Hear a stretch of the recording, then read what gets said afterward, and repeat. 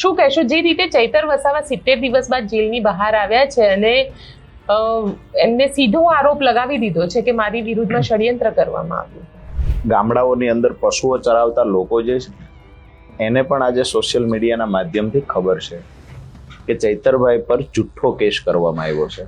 કોઈને 3.5 મહિના સુધી જેલમાં રાખવા આ તો કદાચ ગુજરાતના ઇતિહાસની પહેલી ઘટના હશે. તમે કહી રહ્યા છો કે ચૈતરભાઈએ કામ કર્યું એટલા માટે. હવે તો ચૈતરભાઈની પત્નીની વિરુદ્ધમાં પણ નોન બેલેબલ વોરંટ ઇસ્યુ થઈ ગયું છે. ખરેખર લોકો ગરીબો માટે લડવું, ખેડૂતો માટે લડવું, મહિલાઓ માટે લડવું, ભ્રષ્ટાચાર સામેની લડાઈ લડશું તો પરિણામ તો એ જ ભોગવવાનું છે. પણ ફ્રોડ તો એમના પત્નીએ કર્યું છે ને. આક્ષેપ તો ઘણા બધા ભાજપના નેતાઓ પર થયેલા છે. ઘણા બધા નેતાઓ પર અત્યારે ક્લીન ચીટ મળી ગઈ છે, જેના પર 100 થી વધારે કેસના આક્ષેપ હતા પ્રદેશ પ્રમુખ પર. આજે તો ફ્રોડનો આક્ષેપ છે, ગુનો સાબિત નથી થયો. ભાજપના ટોટલી ષડયંત્ર કરવાની છૂટછાટ છે, એને કરવા હોય એટલા ષડયંત્ર કરે. રાજુ કરપડા પોતે જાય છે મોરબીમાં અને મોરબીમાં જે રીતે રમૂજ કરે છે એ પણ એક ભારતીય જનતા પાર્ટીના નેતાનું મજાક ઉડાવતા. જે દિવસે એ નેતાએ કમરસમાં પાણીમાં દોરડું બાંધીને પડ્યા, ધુબકા દીધા અને એને એવું કીધું કે 100 થી વધારે લોકોને મેં બચાવ્યા, જે લોકોના મૃત્યુ થયા છે એનો મલાજો નથી રાખ્યો, એ મજાક નહોતી. જન્મદિવસની ઉજવણી કરવા અને પ્રધાનમંત્રીને વહાલા થવા માટેથી નવા નાટકો કરે છે, પાણીમાં જઈને ટેટુ દોરાવે છે. આ નાટક નહીં તો વિશેષ શું છે? નમસ્કાર, હું છું ગોપી ગાંગર અને આપ જોઈ રહ્યા છો નિર્ભય ન્યૂઝ. આજે ચૈતર વસાવા લગભગ 70 દિવસ બાદ જેલથી બહાર આવ્યા છે અને જેલથી બહાર આવ્યા બાદ સીધો આરોપ તેમને લગાવ્યો છે કે તેમના વિરુદ્ધમાં ષડયંત્ર રચીને તેમને જેલની અંદર બંધ કરવામાં આવ્યા. આ વિષય પર વાતચીત કરવા મારી સાથે આમ આદમી પાર્ટીના નેતા રાજુ કરપડા જોડાયા છે. રાજુભાઈ સાથે ડાયરેક્ટ વાત કરીશું. રાજુભાઈ, શું કહેશો જે રીતે ચૈતર વસાવા 70 દિવસ બાદ જેલની બહાર આવ્યા છે અને એમને સીધો આરોપ લગાવી દીધો છે કે મારી વિરુદ્ધમાં ષડયંત્ર કરવામાં આવ્યું? ગુજરાતના કોઈ પણ વ્યક્તિને પૂછીએ કે ચૈતરભાઈનો કેસ આખો શું છે. ગામડાઓની અંદર પશુઓ ચરાવતા લોકો જે છે એને પણ આજે સોશિયલ મીડિયાના માધ્યમથી ખબર છે કે ચૈતરભાઈ પર જુઠ્ઠો કેસ કરવામાં આવ્યો છે. ગ્લાસ ફેંકવા જેવી બાબતમાં કોઈને 3.5 મહિના સુધી જેલમાં રાખવા આ તો કદાચ ગુજરાતના ઇતિહાસની પહેલી ઘટના હશે કે કોઈ ધારાસભ્ય પર આવી નાની એવી બાબતમાં ખોટા આક્ષેપો કરવા, ફરિયાદીએ ફરિયાદ આપ્યા પહેલા ચૈતરભાઈની ધરપકડ કરવી, ત્યાર પછી ધરપકડ કર્યા પછી 8 કલાકે એફઆઈઆર થઈ છે. એફઆઈઆર થયા પહેલા પણ ફરિયાદીના નિવેદનો 3 વખત બદલાય છે. પહેલી વાર કહેવામાં આવે કે મારી સાથે ગાળાગાળી કરી, બીજી વાર કહેવામાં આવે કે મને લાફો માર્યો, ત્રીજી વખતનું નિવેદન છે ગ્લાસ ફેંકો. આખી ઘટનાને તમે અભ્યાસ કરો, સ્પષ્ટ દેખાઈ આવે છે કે ક્યાંક ને ક્યાંક આ ફરિયાદ બહારથી તૈયાર થઈ છે. ફરિયાદી પાસે માત્ર સિગ્નેચર કરાવવામાં આવ્યું છે. અગાઉ પણ ચૈતરભાઈ વસાવાને દબાવવા માટેથી અગાઉ પણ એક એફઆઈઆર થયેલી, જેમાં ફોરેસ્ટ અધિકારીઓએ એફઆઈઆર કરી. નવાઈની વાત એ છે ગોપીબેન, એ વખતે એફઆઈઆર 8મા દિવસે થઈ. જે ફોરેસ્ટના અધિકારી હતા એને 8મા દિવસે ખબર પડી કે મારી પર ફાયરિંગ થયા હતા. 8મા દિવસે એફઆઈઆર કરે છે. આજ દિવસ સુધી ચૈતરભાઈ ધારાસભ્ય બન્યા પછી ચૈતરભાઈના પરિવારને ટાર્ગેટ કરી વારંવાર એને દબાવવાની કોશિશ થાય છે. નામદાર હાઈકોર્ટનો આભાર માનીએ કે જે પોલીસ અધિકારીઓ તપાસ કરતા એ અધિકારીઓએ જુઠ્ઠા પુરાવાઓ એકત્રિત કરવાની કોશિશ કરી, પણ નામદાર હાઈકોર્ટે બતાવ્યું છે કે ભાઈ જુઠ્ઠા કેસો કે જુઠ્ઠા પુરાવાઓથી તમે કોઈને અંદર નહીં રાખી શકો. સત્યની જીત થઈ. ચૈતરભાઈ વસાવા બહાર આવ્યા છે જામીન પર. અમુક શરતો પણ છે, એ શરતોને લઈને અમુક શરતો અમને મંજૂર છે, અમુક શરતો જે મંજૂર નથી એમાં નામદાર હાઈકોર્ટનું ફરી વખત અમે ધ્યાન દોરશું. જરૂર પડશે તો સુપ્રીમ કોર્ટ સુધી જશું. મુદ્દાની વાત એ છે કે ચૈતરભાઈ વસાવાએ આજ દિવસ સુધી શું કામ કર્યું. ધારાસભ્ય બન્યા પછી ભારતીય જનતા પાર્ટીએ લક્ષ્મણ રેખા દોરેલી છે કે આ લક્ષ્મણ રેખાને કોઈએ ઓળંગવી નહીં. જેમાંના ભ્રષ્ટાચાર થતો હોય તો કોઈ આંખ બંધ કરી દેવાની, ઉજાગર નહીં કરવાનો. નકલી કચેરી હોય તો કોઈએ ઉજાગર નહીં કરવાની. આદિવાસી સમાજને મળેલી સનદ પરની જમીન છે, ઉદ્યોગપતિઓ એની પર ડોળો રાખીને બેઠા છે, તો એ ઉદ્યોગપતિની સામે બોલવાનું નહીં. ક્યાંક ને ક્યાંક આદિવાસી સમાજ સાથે અન્યાય થાય છે, બોલવાનું નહીં. આ આખી ઘટનાઓને લઈને ચૈતરભાઈ વસાવા એક એવા ધારાસભ્ય છે કે જેને લક્ષ્મણ રેખા ઓળંગી ગયા, ભાજપ સામે સરેન્ડર ન થયા. 2500 કરોડ રૂપિયાનું મનરેગા કૌભાંડ ચૈતરભાઈ બહાર લાવ્યા, નકલી કચેરીઓ ચૈતરભાઈ બહાર લાવ્યા, ઉદ્યોગપતિઓએ જળ જમીન સાથે ચેડા કરવાની કોશિશ કરી તો ચૈતરભાઈ એને પણ ઉજાગર કરીને એની સામે આદિવાસી સમાજના હિત માટે ચૈતરભાઈ ચટ્ટાન બનીને ઉભા રહ્યા. તો ક્યાંક ને ક્યાંક ભોળા આદિવાસી સમાજને લૂંટવાનું સરકારના માધ્યમથી કોઈએ ષડયંત્ર ઉદ્યોગપતિઓએ કર્યું હતું, તો એની સામે ચૈતરભાઈ આદિવાસી સમાજની સાથે ઉભા રહ્યા છે, જેને લઈ ક્યાંક ને ક્યાંક અમુક ઉદ્યોગપતિઓ અને સરકારને ન ગમ્યું. બીજી વાત કે ચૈતરભાઈ વસાવા દિવસે દિવસે લોકપ્રિય બનતા જાય છે, જે ખરેખર ત્યાંના આદિવાસી સમાજમાંથી જે ભાજપ સાથે જોડાયેલા નેતાઓ છે એને પણ ગમતી વાત નથી. મેં તો ભૂતકાળમાં એવું પણ જોયું છે, જુનાગઢના વિસાવદર જ્યારે વિધાનસભાની ચૂંટણી હતી, CR પાટીલ પોતે કહે છે કે ચૈતરભાઈ મારે ત્યાં આવ્યા હતા. હકીકત એ છે કે ચૈતરભાઈ ગયા કે ન ગયા, પણ CR પાટીલે એ તો કબૂલ્યું છે કે ભાજપને ચૈતરભાઈની જરૂર છે. મતલબ સાફ છે કે આજે માત્ર આદિવાસી સમાજ નહીં, ચૈતરભાઈની ગુજરાતના ખૂણે ખૂણે ચર્ચા થવા લાગી છે. લોકો એને જનનાયક તરીકે જુએ છે. એ ચૈતરભાઈનો અવાજ દબાવવા માટે, એ ચૈતરભાઈને ડરાવવા માટે, એના પરિવારને ડરાવવા માટે ક્યાંક ને ક્યાંક જૂઠા પુરાવાઓ, જૂઠા કેસો ઉભા કરી અને ચૈતરભાઈને જેલમાં પૂરવાનો પ્રયત્ન થયો. આખું પહેલેથી આજ દિવસ સુધી જોવો તો ષડયંત્ર સિવાય કાંઈ નથી. આવનાર દિવસોમાં પણ અમે એવું સ્પષ્ટ માનીએ છીએ કે ભાજપે દોરેલી લક્ષ્મણ રેખા ઓળંગવાનું આમ આદમી પાર્ટીના નેતાઓ કામ કરશે, અને એ સંઘર્ષના ભાગરૂપે આમ આદમી પાર્ટીના નેતાઓએ જે ભોગવવાનું થશે એ પણ ભોગવશે. પણ ગરીબો માટે, ખેડૂતો માટે, બેરોજગાર યુવાનો માટે આમ આદમી પાર્ટીના નેતા ભાજપની લક્ષ્મણ રેખા ઓળંગી જશે. પણ સવાલ અહીંયા એ ઉભો થાય છે, તમે કહી રહ્યા છો કે ચૈતરભાઈએ કામ કર્યું એટલા માટે. હવે તો ચૈતરભાઈની પત્નીની વિરુદ્ધમાં પણ નોન બેલેબલ વોરંટ ઇસ્યુ થઈ ગયું છે. અમે પહેલા પણ કહ્યું કે ચૈતરભાઈના પરિવારને ટાર્ગેટ કરી અને આખો ઘટનાક્રમ ઘટ્યો છે. કોર્ટમાંથી જ્યારે સમન્સ ઇસ્યુ થયું છે તો 100% એને સહયોગ કરશું. કોર્ટના કોઈ હુકમનો અમે અનાદર નથી કરતા. કોર્ટના જે કાંઈ હુકમ હશે એને અમે માનીએ છીએ, એને ફોલો કરશું. જે અમારો જવાબ આપવાનો થશે એના પરિવાર વતી વકીલની સલાહ લઈને જવાબ આપીશું, આવનાર સમયમાં પણ આપીશું. પણ ચૈતરભાઈની ઘટના તમે જુઓ તો એમાં હાઈકોર્ટમાં વારંવાર તપાસ કરનાર અધિકારી શા માટે તારીખ પર તારીખ માંગતા? પહેલી વખત નંબર ન આવ્યો માની લીધું, બીજી વખત તપાસ કરનાર અધિકારી હાજર ન રહ્યા, ત્રીજી વખત કહેવામાં આવ્યું કે અમારી તપાસ અધૂરી છે, અમને સમય આપો, ચોથી વખત કહેવામાં આવ્યું સરકારી વકીલ બદલવા છે. મૂળ મુદ્દો એ છે કે હિયરિંગ નથી કરતા, દલીલ નથી કરતા, વાત નથી મૂકતા, અને સમય કેમ કરીને પસાર કરાય. પછી 5મી મુદતે ખબર પડી ખરેખર ચૈતરભાઈને જામીન મળી જશે, તો એ જ સમયે એ લોકોએ નીચેની કોર્ટમાં ચાર્જશીટ ફાઇલ કરી દીધું. ચાર્જશીટ ફાઇલ થાય ગોપીબેન એટલે હાઈકોર્ટમાં જ્યારે તમારી 11 તારીખની મુદત છે, હિયરિંગ થવાનું છે, તમે અહીંયા 2 દિવસ પહેલા ચાર્જશીટ નીચેની કોર્ટમાં જમા કરાવો છો. મતલબ સાફ છે કે હાઈકોર્ટ તમને એવું કહે છે કે અમે નીચેની કોર્ટમાંથી આવો, એટલે ફરી વખત 15 દિવસનો સમય પસાર થશે. આયોજનપૂર્વકનું એક ષડયંત્ર થયું, ચૈતરભાઈને જેલમાં વધારે સમય કેમ રાખી શકાય. આખી પ્રોસેસ 2.5 મહિના સુધી દલીલ જ ન થઈ હાઈકોર્ટમાં. દલીલને લંબાવવાનું કામ કોને કર્યું? તપાસ કરનાર અધિકારીએ, જેને ભૂતકાળમાં આવું ક્યારેય કામ નથી કરતા. ચૈતરભાઈના કેસમાં જ શા માટે આવું થયું?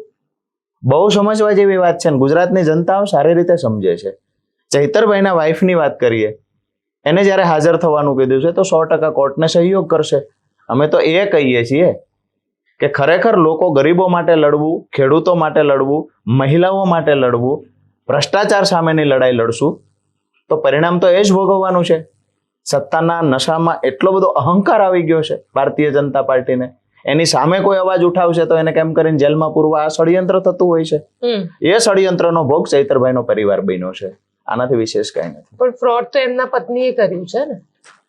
મેં કે કંપની એમના નામે રજીસ્ટર્ડ હતી, પૈસા જે હતા એ પૈસા આપનાર વ્યક્તિ જે છે એ કોઈ કંપનીના ઓનર છે, જેમને સામાન આપ્યો તો જેનું પેમેન્ટ આપવાનું હતું, તો એમાં ક્યાંથી સરકાર આવી? એક સેકન્ડ, આક્ષેપ થયો છે ને, એ તો આક્ષેપ છે.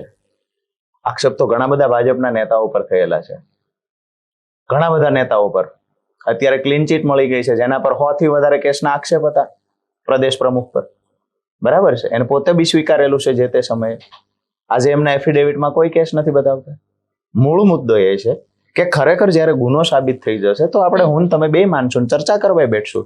આજે તો ફ્રોડનો આક્ષેપ છે, ગુનો સાબિત નથી થયો. અને આજે જ શા માટે હવે અત્યારે એનું સમજ નીકળ્યું છે? અત્યારે જે વાત શા માટે યાદ આવી છે?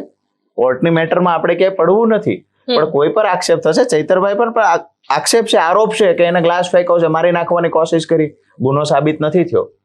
તો આરોપ તો વિપક્ષમાં રહેલા તમામ લોકો પર વારંવાર થશે, પણ આરોપથી આપણે એવું નહીં માની શકીએ કે આ ગુનેગાર છે. ચૈતરભાઈના પરિવારના કોઈ વ્યક્તિ પર આરોપ થશે તો એ આરોપને જ્યાં સુધી ગુનો સાબિત ન થાય ત્યાં સુધી આપણે એને ગુનેગાર કહી શકીએ, આવું મને વ્યાજબી લાગતું નથી. પણ તમે કહી રહ્યા છો કે વ્યાજબી નથી લાગી રહ્યું, પણ જે રીતે ચૈતર વસાવાને જેલની અંદર મોકલવામાં આવ્યા, તેમને જામીન ન મળી, અને જામીન ના મળવા અને વિધાનસભાની અંદર જ્યારે હાજર થયા ત્યારે પણ એક શરતી જામીન સાથે હાજર થયા. હવે જે શરતો મૂકવામાં આવી, કોર્ટની અંદર સરકારી વકીલે દલીલ કરી કે 18 એવા કેસ છે અને એમાંના ઘણા એવા કેસ છે જેમાં શરતી જામીનનું ક્યાંય પાલન કરવામાં જ નથી આવ્યું. એક સેકન્ડ, આ આખો કેસ જે છે અત્યારે, એમાં અગાઉના કેસમાં જામીન મળ્યા ચૈતરભાઈને, ત્યારે એને કહેવામાં આવ્યું કાયદો અને વ્યવસ્થા કથળે નહીં, એનું ધ્યાન રાખવું, ફરી વખત આવી કાંઈ પ્રવૃત્તિ ન થાય એનું ધ્યાન રાખવું. આ કોર્ટની શરત હતી એક, જે અત્યારે પણ છે. ચૈતરભાઈ ઘરની બહાર નીકળે અને ભાજપના નેતાઓ જુઠ્ઠા કેસ કરાવવાની ફિરાકમાં હોય તો કેવી રીતે આ શક્ય બને? શરત ચૈતરભાઈ નથી ચૂક્યા, શરતનું પાલન ચૈતરભાઈએ ન કર્યું આવું કાંઈ છે જ નહીં. એ જ ઓફિસમાં બનાવ બન્યો છે જ્યાં, ત્યાં સીસીટીવી લાગેલા હતા, તો FSL ના બહાને પોલીસ લઈ ગઈ છે.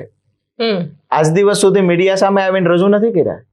આવા કેટલાય કેસ હોય છે, મંદિરમાંથી દાન પેટી ચોરાય છે, ચપ્પલની 5 જોડી ચોરાય છે, તો ચોર કોણ હતો એ સાબિત કરવા માટે પ્રેસની સામે આવીને મોટા મોટા પોલીસ અધિકારીઓ પ્રેસની સામે આવીને વિડીયો રિલીઝ કરતા હોય છે. ચૈતરભાઈનો આવડો મોટો કેસ હતો, કેમ પ્રેસની સામે નથી આવતા? કેમ એ વિડીયો FSL ના નામે લઈ ગયા છે, કોર્ટમાં પણ કેમ રજૂ ન કર્યા? વાસ્તવિકતા એ છે કે આરોપ જ જુઠ્ઠો છે. ઉલટાના સીસીટીવી ફૂટેજ ત્યાંથી કલેક્ટ કરી અને પુરાવાઓનો નાશ કરવાની કોશિશ થઈ છે અધિકારીઓ દ્વારા. કોર્ટમાં તો એવી દલીલ કરવામાં આવી છે કે જે શરતી જામીન આપવામાં આવે છે એ શરતનું પાલન જ નથી કરતા ચૈતરભાઈ. પાલન કરે છે, મારી વાત એ છે કે ચૈતરભાઈએ પાલન કર્યું છે, સામેવાળા લોકો ખોટા આરોપ મૂકે છે. ચૈતરભાઈએ તો પાલન કર્યું છે. આજે રાજુભાઈ પર કેસ થયો છે કે ગોપીબેનને ધમકી નહીં દેવાની, તો ગોપીબેનને ધમકાવવાના નહીં, એ શરતે તમને જામીન મળ્યા છે. ગોપીબેન પોલીસ સ્ટેશનમાં જઈને ખોટી રીતે આરોપો મૂકે છે કે રાજુભાઈએ મને ધમકાવ્યા છે. પોલીસ પણ તપાસ કર્યા પહેલા રાજુભાઈની ધરપકડ કરી લે છે. પોલીસ પણ ગોપીબેન જે લખાવે છે એમાં મરી મસાલો ભભરાવીને એડિટિંગ કરીને સારું એવું લખે છે. આમાં ચૈતરભાઈનો રાજુભાઈનો શું રોલ છે? મુદ્દાની વાત એ છે કે ચૈતરભાઈ ઘરની બહાર નીકળે અહીંયાથી કેવી રીતે ચૈતર વસાવાને ફસાવવો, આ ષડયંત્ર ભારતીય જનતા પાર્ટી કરી રહી છે. અને કમલમમાં બેસીને આયોજનપૂર્વક હજી આગળના દિવસોમાં પણ ચૈતર વસાવાને કેવી રીતે ડરાવવા, ચૈતર વસાવાને કેવી રીતે રોકવા, આ પ્રયત્ન કમલમમાં કન્ટિન્યુ થાય છે. કોર્ટમાંથી જે શરતોનું પાલન કરવાનું છે ચૈતરભાઈને કરવું જ છે. ચૈતરભાઈ કોર્ટની કોઈ શરત તોડવા માંગતા નથી, પરંતુ ખોટા આરોપો મૂકીને કોર્ટને બતાવવામાં આવે છે કે તમે જે શરતો મૂકી હતી એનું પાલન નથી થયું. આરોપ સાબિતો થયો નથી સાબિત. અગાઉના જે કેસ છે એમાં પણ સ્ટડી કરીએ, એક પણ કેસ એવો નથી ખરેખર ચૈતરભાઈ એમાં ઇન્વોલ્વ હોય. અને અગર જો ઇન્વોલ્વ છે તો આજ દિવસ સુધી આપણે પણ માનીએ છીએ કે સરકાર ભાજપની છે. જો આરોપો સામેના પુરાવા હોત તો તમે એવું માનો છો કે ચૈતરભાઈને બહાર રહેવા દે આટલો સમય? ફટાફટ કેસ પૂરો કરી દે, વર્ષ 1.5 વર્ષમાં કેસ પૂરો કરી દે. ઘણા બધા કેસો પૂરા કરી દીધા છે ભાજપના, અને ભાજપના કહેવાથી આ કેસ પૂરો કરીને ચૈતરભાઈને સજા પણ સંભળાવી દીધી હોય, પરંતુ એક પણ કેસમાં પુરાવાઓ નથી. એટલા માટે માત્ર આરોપ મૂકી ચૈતરભાઈને 2-2.5 મહિના જેલમાં રાખી, પછી કોર્ટ છોડી દે, પાછા 6-8 મહિના ચૈતરભાઈ લોકો માટે લડે, પાછા ફરી વખત કોઈ આક્ષેપ મૂકવાનો, પાછા જેલમાં મૂકવાના. આ આખી આયોજન પૂર્વકનું ષડયંત્ર છે, એનાથી વિશેષ કાંઈ નથી. અચ્છા રાજુભાઈ, સવાલ અહીંયા એ છે કે કારણ કે તમે કીધું કે જે રીતે ચૈતરભાઈને પકડવામાં આવ્યા એવી રીતે આમ આદમી પાર્ટીના અન્ય નેતાઓને પણ પકડવામાં આવે છે, એટલે તમને ક્યાંક ડર લાગી રહ્યો છે કે તમારી પણ ધરપકડ થઈ શકે? હું વ્યક્તિગત મારું નથી કહેતો, પણ નિર્ભયના માધ્યમથી ચોક્કસથી કહું છું, તાલુકા જિલ્લા પંચાયતની ચૂંટણી પહેલા હજુ પણ આમ આદમી પાર્ટીના એવા પ્રદેશ નેતાઓને ટાર્ગેટ કરી અને ફસાવવાના ભાજપ દ્વારા પ્રયત્ન થશે, ચોક્કસથી થશે. પણ એવા કામ કરશો જ નહીં તો કઈ રીતે ફસાવે? લોકોના હિતમાં કામ કરવાનું બંધ કરીએ તો ભાજપ ન ફસાવે. લોકોના હિતમાં કામ કરશું, ખેડૂતોનો અવાજ બનીને કામ કરશું તો ફસાવશે. સીધી વાત એ છે, મેં પહેલા કહ્યું એ છે, કોંગ્રેસના નેતાઓ છે ભાજપે દોરેલી લક્ષ્મણ રેખા ઓળંગતા નથી, એટલે કોંગ્રેસના નેતાઓ સલામત છે. અમે ભાજપે તાનાશાહીથી દોરેલી લક્ષ્મણ રેખા ઓળંગી ગયા છીએ, એટલે તો અમારા પર કેસો જૂઠા થવાનું જોખમ છે. અમે કામ એવા નથી કરતા. અમે તો કામ એ કરીએ છીએ કે ભાજપે 30 વર્ષમાં નથી કર્યા. અમે તો એ કામ કરીએ છીએ કે લોકોને આછું લૂસવાની કોશિશ કરીએ છીએ. હાઈ ટેન્શન લાઈન નીકળતી હોય, ખેડૂતને ને એના પરિવારને પોલીસ ઢસડીને વાનમાં નાખી દેતી હોય છે, તો અમે એના માટે લડીએ છીએ. એને પૂરતું વળતર મળે એના માટે લડીએ છીએ, જે ભાજપને નથી ગમતું. ક્યાંક ને ક્યાંક રોડમાં ખાડાઓ પડ્યા છે એના મુદ્દે આમ આદમી પાર્ટીના નેતા લડે છે, ભાજપને નથી ગમતું. સુરતની ઘટના થોડા દિવસ પહેલાની, અમારા કોર્પોરેટરોને લાતો મારવામાં આવી, ધક્કામુક્કી કરી, ઢીકાઓ મારવામાં આવ્યા. હજુ સુધી એફઆઈઆર નથી થઈ. સીધી વાત એ છે કે આમ આદમી પાર્ટીના નેતા છે એની સામે ભાજપ ગમે એટલા પ્રયત્ન કરશે. અમે એ પણ કહીએ છીએ નિર્ભયના માધ્યમથી, ભાજપના ટોટલી ષડયંત્ર કરવાની છૂટછાટ છે. એને કરવા હોય એટલા ષડયંત્ર કરે. અમે બંધારણમાં માનનારા લોકો છીએ. આવનાર સમયમાં ગુજરાતની જનતા માટે, ગુજરાતની જનતાના ભરોસે આમ આદમી પાર્ટીના દરેક નેતા મજબૂતાઈથી લડશે. પણ રાજુ કરપડા પોતે જાય છે મોરબીમાં, અને મોરબીમાં જે રીતે રમૂજ કરે છે એ પણ એક ભારતીય જનતા પાર્ટીના નેતાનો મજાક ઉડાવતા. આ વસ્તુ રાજકીય મંચ ઉપરથી સારી લાગે? હું એવું માનું છું કે એ તો વાત રાજકીય થઈ.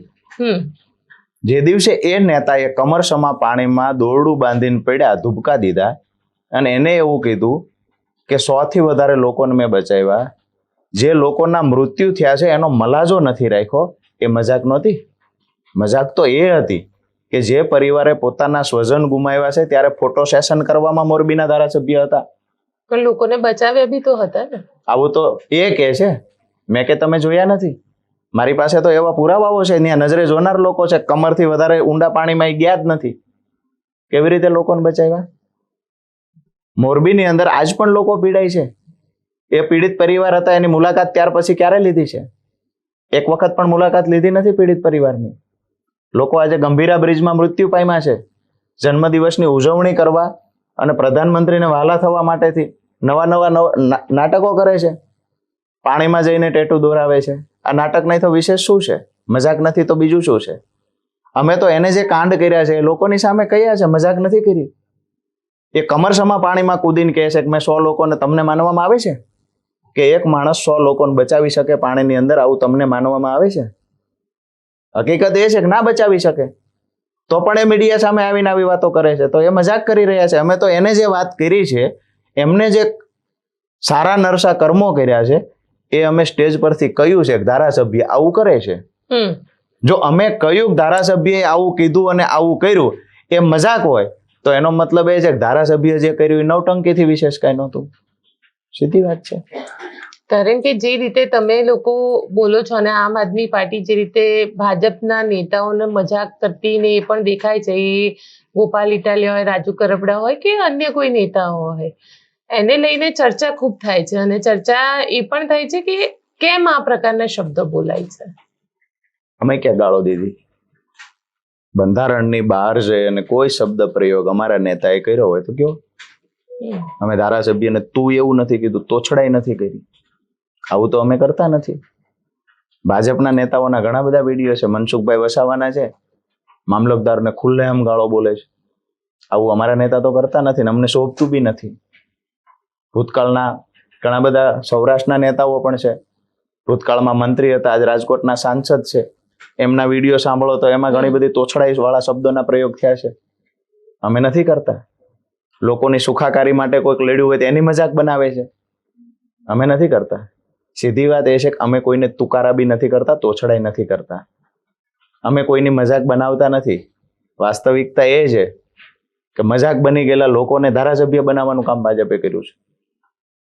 એવા લોકોને ટિકિટ આપી છે જેને જાહેરમાં બતાવી પણ ના શકાય. અહીંયા પણ વિધાનસભાના પગથિયે આવીને નવટંકી કરતા આખા ગુજરાતે જોયું છે. તો તમારા ગોપાલ ઇટાલિયા બી તો નોટંકી જ કરે છે ને. ખેતરમાં જાય છે, ખેતરમાં જઈને બેસે છે, ખેતરમાં મગફળી કાપે છે, તો એ નોટંકી નથી તો શું છે? ગોપાલ ઇટાલિયા મગફળી કાપે છે, આ નવટંકી છે, આવું કદાચ મને નથી લાગતું ગુજરાતની જનતા આવું માને છે. નવટંકી ખેતરમાં જઈને ખેડૂતનો દીકરો ખેતરમાં કામ નહીં કરે તો ક્યાં કરશે? આજે લોકોને ખેતી કરતા શરમ અનુભવે છે લોકો. એવી હાલત કરીશ ગુજરાતની ભાજપના શાસનમાં, ત્યારે ખેતી કરવી ગર્વ છે. આવું સાબિત કરવા માટે ગોપાલભાઈ ખેડૂતોને પ્રોત્સાહિત કરવા માટે જાય છે. મગફળી કાપે છે, ખેતીનું કામ કરે, ઢીચણહામાં પૈસા ચડાવે છે, નાકા વાળવાની કોશિશ કરે, બળદ ચલાવવા. એ આજનો ભણેલા ગણેલા છોકરાઓ એનાથી દૂર રહે છે. તો ગોપાલભાઈ એને આકર્ષવાનું કામ કરે છે કે ખેતી છે એ જ આપણો જૂનો વ્યવસાય છે ને ખેતી છે એમાં જ આપણી રોજગારી છે. તો ગોપાલભાઈ તો સારી વાત કરી છે, સારું કામ કર્યું છે. ખેડૂતો માટે ગર્વ લઈ શકાય એવી વાત છે. ભાજપે ખેતીને તુચ્છ ગણી, ગોપાલભાઈએ ખેતીને એટલું મહત્વ આપ્યું છે કે આજે અમે ગર્વ લઈ શકીએ કે અમે ખેડૂતના દીકરા છીએ. એમાં ખોટું શું એ છે? પોતાના ખેતરમાં જઈને કરતા હોય તો અલગ વાત છે. નહીં એવું અને કરે તો કરે, પણ વિડીયો અને ફેસબુક લાઈવ શેના માટે? મેં તમને એ જ કહ્યું, ગોપાલભાઈ ઇટાલિયા ખેતરની અંદર મગફળી કાઢતા હશે તો જે યુવાનો ખેતીથી દૂર ભાગી રહ્યા છે, જે યુવાનો ખેતીને હવે તુચ્છ સમજે છે, આ લોકો આકર્ષાશે કે ગોપાલ ઇટાલિયા જેવા યુવાન અને ધારાસભ્ય વ્યક્તિ જો ખેતી કરતા હોય, પોતે મગફળી કાઢતા હોય, તો મારે પણ મારા પપ્પાને મદદ કરવી જોઈએ, મારે પણ મગફળી કઢાવવા જવું જોઈએ. ખેતી માટે લોકો આકર્ષાય. ગોપાલભાઈનું જે વિઝન છે અને ગોપાલભાઈ જે કામ કરે છે, 100% મને એ વાતનું ગર્વ છે કે અને બીજી વાત તમે કરી એના ખેતરમાં, ખેડૂત માટે તો તમામ ખેડૂતના ખેતર અમારા છે. તમામ ખેડૂતના ખેતર ઈસુદાન ગઢવીના છે, ગોપાલ ઇટાલિયાના, સાગર રબારીના, તમામ ખેતરો અમારા જ છે. અને તમામ ખેડૂતોની લડાઈ એ અમારી લડાઈ છે. સીધી વાત એ છે ગોપાલભાઈ જે કામ કરે છે યુવાનોને આકર્ષવા, ખેતીનું મહત્વ શું છે એને સમજાવવાના પ્રયત્ન કરે છે. એમાં ક્યાંય નવટંકી નથી. નવટંકી એને કહેવાય કે ઉપરના નેતાને ખુશ રાખવા માટે થઈ પાણીમાં ઉતરીને એના ટેટુ બનાવવા, ઉપરના નેતાને ખુશ રાખવા મીડિયા સામે આવીને કેવું કે મેં 100 લોકોના જીવ બચાવ્યા, ઉપરના નેતાઓને ખુશ રાખવા માટે થઈ ખોટા અહીંયા પકડીને બળજબરીથી લોકોને લઈ આવીને બ્લડ ડોનેશન કરાવવાનું, ઉપરના નેતાઓને ખુશ રાખવા માટે નીચે તલાટીઓને કહેવાનું 15 લોકો લઈને આવવાનું છે, કમ્પલસરી છે. ઘણા બધાના ફોનો આવ્યા છે અમને. મુદ્દો એ છે કે શિક્ષકોને આ કામ આપવું, તલાટીને કામ આપવું, આંગણવાડી વાળી બહેનો આજે પીડાય છે, આશા વર્કર અને આંગણવાડીની બહેનો પીડાય છે. હાઈકોર્ટે હુકમ કરી દીધો તેમ છતાં એમને યોગ્ય પગાર મળતો નથી. તો આ મુદ્દે બોલવાની જગ્યાએ ધારાસભ્યો પાણીમાં જઈને નાટકો કરે, ધારાસભ્યો લોકો બ્લડ ડોનેશન અમે 100 બોટલ કર્યું, 200 બોટલ, આ શું છે? તમે લોકોના હિતમાં લડો છો કે તમારા ઉપરના નેતાની ચાપલૂસી કરવામાં એટલી હદે અંધ થઈ ગયા છો કે લોકોનું પીડા, લોકોનું દુઃખ નથી દેખાતું? આંગણવાડીની બહેનો આજે પણ રાહ જોઈને બેઠી છે ગુજરાત સરકાર ક્યારે હાઈકોર્ટનો અમલ કરશે, હાઈકોર્ટના હુકમનો. કોઈ નેતાએ પોતાના ખિસ્સામાંથી નથી ચૂકવવાના. ખરેખર જે બહેન કામ કરે છે એને એનું વળતર ચૂકવવાનું છે. એ વળતર ચૂકવવા માટે સરકાર પાસે પૈસા નથી. એને સરકાર અપીલ કરશે, ચેલેન્જ કરશે, કારણ કે ગરીબના ઘરમાં પૈસા જાય છે. આ સરકારને ગમતી વાત નથી. આજ દિવસ સુધી જેટલા ઉદ્યોગપતિઓના પૈસા માફ થયા એના માટે ક્યારેય કોઈ ચેલેન્જ નથી કરી. એક બીજો દાખલો આપું, કૃષિ મંત્રીના ગામનો. કૃષિ મંત્રીના ગામની અંદર બહુ સમજવા જેવી વાત છે. એવા 30 લોકોને નોકરી પર ચડાવવામાં આવ્યા ડેમમાં કે આ 12 વર્ષથી નોકરી કરતા હતા, આને કાયમી કરી દેવા. એમાંથી 2 છોકરા તો એવા છે જેને હું અઠવાડિયા પહેલા એની આખી હિસ્ટ્રી લઈ આવ્યો છું. આવનાર સમયમાં જરૂર લાગશે તો પીસીબી કરશું. આજે નિર્ભયના માધ્યમથી કહું, 2 છોકરા એવા છે કે આ કેસ થયો ત્યારે એવું બતાવવામાં આવ્યું કે 99 થી 2010 સુધી આ લોકોએ કામ કર્યું છે અને એને કાયમી કરવા એક જ ગામના 30 લોકો, કૃષિ મંત્રીના જ ગામના 30 લોકો, અને એ 2 છોકરા એવા છે કે ઓલરેડી તે દિવસે 14 વર્ષના જ હતા 99માં. એ કેવી રીતે કાયમી કામ કરતા થઈ ગયા? નિર્ભયના માધ્યમથી દાવા સાથે કહું છું કે આ મજાક નથી તો બીજું શું છે? હું તો પહેલાય કહેતો, આજ બી કહું છું, માત્ર ચૈતરભાઈના કેસમાં નહીં, ભાજપનું શાસન આવ્યા પછી કોર્ટને ગુમરાહ કરવાનું કામ કોઈએ કર્યું હોય તો ભાજપના નેતાઓએ કર્યું છે. પોલીસને આગળ કરી, સરકારી વકીલોનો ઉપયોગ કરી ક્યાંક ને ક્યાંક કોર્ટને ગુમરાહ કરવાનું કામ કર્યું છે. આજે એ કેસ હું તમને કહું છું, એ કેસની અંદર 13 થી 14 વર્ષના છોકરાઓ હતા 99માં. બરાબર છે? જેનો જન્મ જ 87માં થયો, જેનો જન્મ 88માં થયો છે, એ લોકો 99 થી 2010 સુધી કેવી રીતે કામ કર્યું? આજે કાયમી નોકરી છે, 50,000 રૂપિયા પગાર છે એક જ ગામના. નવા લોકોનો હમણાં કેસ બી કર્યો છે ફરીવાર. એ કેસ પણ એ લોકો જીતી જશે. મુદ્દાની વાત એ છે, ગરીબ બહેનો છે, ગરીબ પરિવાર છે, એને ચૂકવવા કાંઈ નથી, પણ મોટા ગજાના નેતા છે ને એની ફરતા ફરનારા જે કાર્યકર્તાઓ છે એને હાચવવા માટે કોર્ટને ગુમરાહ કરો, ખોટા પુરાવાઓ ભેગા કરો. એને વચન આપ્યું છે કે તમને નોકરીએ ચડાવી દઈશું, અમે તો ભાજપના નેતા છીએ, ગમે એને ઈચ્છીએ એને કાયમી નોકરીએ ચડાવી દઈએ. આ કાંડ સૌરાષ્ટ્રમાં, આ કાંડ ગુજરાતમાં થાય છે, અને જેને ખરેખર ક્યારેય માફ ન કરી શકાય એવી ઘટનાઓ ગુજરાતમાં બની રહી છે. ગુજરાતની અંદર જે રીતની ઘટનાઓ ઘટી રહી છે, કે જે રીતની લો એન્ડ ઓર્ડર સિચ્યુએશન છે, એને લઈને શું કહેશો? કારણ કે અત્યારે નવરાત્રી પણ ચાલી રહી છે, હું એવું માનું છું કે ગૃહમંત્રીનું અને આઈપીએસ અધિકારીઓનું એવું સંકલન છે કે આઈપીએસ અધિકારીઓએ ગૃહમંત્રીને મજાક બનાવી દીધા છે. ગૃહમંત્રી એવું કહે છે વરઘોડા તો નીકળશે જ. ગ્રાઉન્ડ પર રિયાલિટી એ છે આજ દિવસ સુધી કોઈ ખનિજ માફિયાનો વરઘોડો નથી નીકળ્યો. આજ દિવસ સુધી મોટા ગજાનો કોઈ નેતા છે એને ન કરવાના કામ કર્યા, બળાત્કાર કર્યો છે, યા તો મોટું કૌભાંડ કર્યું છે, યા તો કરોડો રૂપિયાની ચોરી કરી છે, એનો વરઘોડો નથી નીકળતો. બચ્ચુ ખાબડના છોકરાઓએ સરકારની તિજોરીને ચૂનો લગાડી દીધો. 2500 કરોડ રૂપિયાનો આક્ષેપ છે. વરઘોડો મેક તમે નથી જોયો. સુરેન્દ્રનગરની અંદર ખાણો ખોદકામ કરનારા કરોડો રૂપિયા કમાઈ ગયા છે, જેની ખાણોમાં લોકો મરી ગયા છે, એનો વરઘોડો નથી નીકળ્યો. સાયલા તાલુકાની અંદર બ્લેક ટ્રેપમાં કરોડો રૂપિયાની ચોરી કરતા લોકો પકડાયા, જેના પર 200 કરોડ રૂપિયાનો દંડ કરવામાં આવ્યો છે. એ લોકોનો વરઘોડો નથી નીકળતો. વરઘોડો નીકળે છે ચપ્પલ ચોર કરનારા, 5 બોટલ દારૂ પકડાયેલા કે 3 પત્તી જુગાર રમીને 300 રૂપિયામાં પકડાયેલા જે છે એનો વરઘોડો નીકળે છે. વિડીયો પણ તમે મેં બધાએ જોયા છે. કહેવામાં આવે છે પેલો સીધો હાલતો હોય કહેવામાં આવે તું લંગડા તો ચાલ. ગૃહમંત્રીને મૂર્ખ બનાવવાનું કામ કરે છે અધિકારીઓ. ખરેખર તો નિયમની વિરુદ્ધ છે કોઈના વરઘોડા કાઢવા, કોઈને માર મારવો. આ તો ખરેખર કાયદાની વિરુદ્ધ છે, બંધારણની વિરુદ્ધ જઈને કામ કરવાનું છે. એક બાજુ અધિકારીઓ એવું કહે છે કે 12 વાગે દાંડિયા રાસ બંધ કરી દેવાના, ગરબા બંધ કરી દેવાના. ગૃહમંત્રી મીડિયા સામે આવીને કહે છે મોડી રાત સુધી ચાલુ. મોડી રાત એટલે કેટલા વાગ્યા સુધી? દુકાનો પણ મોડી રાત સુધી ચાલુ રહેશે. 12 વાગે તો પોલીસ દંડા લઈને ઉતરી પડે છે. એટલે પોલીસનું અને ગૃહમંત્રીનું ક્યાંક ને ક્યાંક સંકલન ના હોય એવું લાગે છે. અને ગૃહમંત્રીને અધિકારીઓ મજાક બનાવી દીધી. અધિકારીઓ પોતે સમજે છે કે આપણે બંધારણમાં રહીને કામ કરવાનું છે. મંત્રી તો આજે છે, કાલે નહીં હોય. મંત્રી તો બદલાતા રહેશે. અધિકારીઓએ તો નોકરી કરવાની છે ને. ભણેલો ગણેલો લો જાણતો વ્યક્તિ સામે ભટકાઈ જાય તો અધિકારીને બચાવવા ગૃહમંત્રી નહીં આવે. તો સીધી વાત એ છે લો એન્ડ ઓર્ડરની હાલત આજે ગુજરાતમાં અતિ ભયંકર ખરાબ થઈ ગઈ છે. અમરેલીની ઘટના જુઓ, પતિ પત્નીની હત્યા કરીને ઘરમાંથી લૂંટ થઈ જાય. તાર પડવાથી 35 વર્ષ થઈ ગયા પીજીવીસીએલના અમારે સૌરાષ્ટ્રમાં. જે 15 વર્ષની વેલિડિટી હતી જે થાંભલાની તારની, હજુ સુધી બદલા નથી. સમય મર્યાદા પૂરી થઈ ગઈ. તાર પડવાથી દર વર્ષે ગોપીબેન 30 થી 40 લોકોના સૌરાષ્ટ્રમાં મૃત્યુ થાય છે. 100 થી વધારે પશુઓના મૃત્યુ થાય છે. એક પણ પીજીવીસીએલના કર્મચારી પર આજ દિવસ સુધી બેદરકારી દાખવવા બદલ ગુનો દાખલ થયો નથી.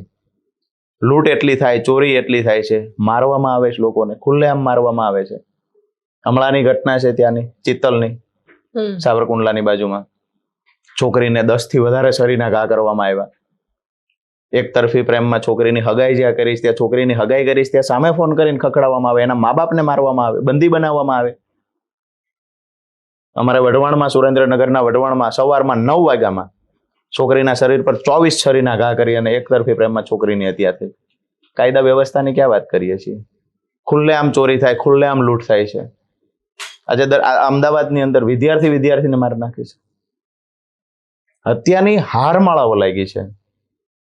એટલે મને એવું લાગે છે કે આજે કોઈ પણ મા બાપ છે પોતાની દીકરીને ઘર બહાર મોકલતા પહેલા ડરે છે.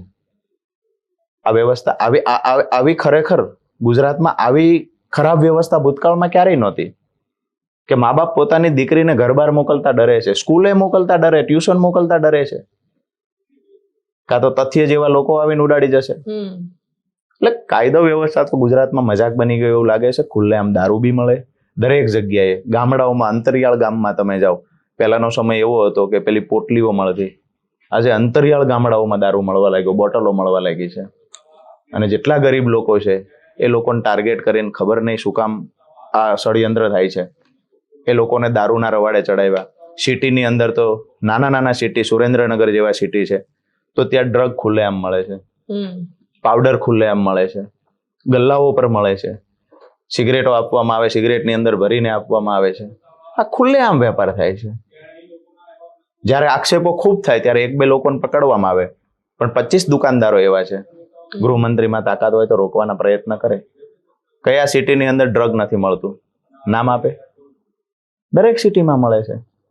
યુવાધન છે એને નશા તરફ ધકેલવાનું જાણી જોઈને ષડયંત્ર થતું હોય આવું દેખાય છે. એટલે સીધી વાત એ છે કાયદો વ્યવસ્થાના નામે તો ચર્ચા ન કરવી બેટર છે. કારણ કે એક ગુજરાતી તરીકેનું જે મને ગર્વ હોય, હું કાયદો વ્યવસ્થાની વાત કરવા બેઠો તો આજે ગુજરાતી તરીકેનું ગર્વ ના રહે એવી હાલત ગુજરાતની થઈ ગઈ છે. ચલો રાજભાઈ, આપ અમારી સાથે જોડાયા તેના માટે આપનો ખૂબ ખૂબ આભાર. Thank you. તો આપને અમારો આ રિપોર્ટ કેવો લાગ્યો કોમેન્ટ બોક્સમાં ચોક્કસથી લખીને જણાવજો અને અમારી ચેનલ નિર્ભય ન્યૂઝને લાઇક, શેર અને સબસ્ક્રાઇબ કરવાનું ભૂલશો નહીં. આભાર.